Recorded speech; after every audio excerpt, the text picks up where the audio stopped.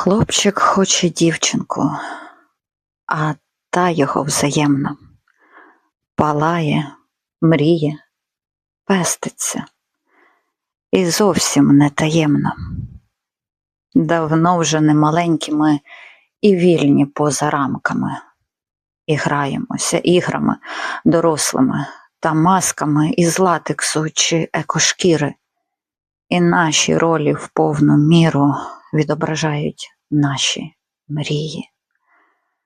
Ми маримо робити коли опинимось удвох, гармидер і переполох із сорочок, стільців, панчох, удень і в темряві в руках вібрації від твого ах, не лише в звуках, судомах, рухах, в солодких муках сплітаються руки, ноги, волосся і губи малюють магічні букви, програмують майбутнє.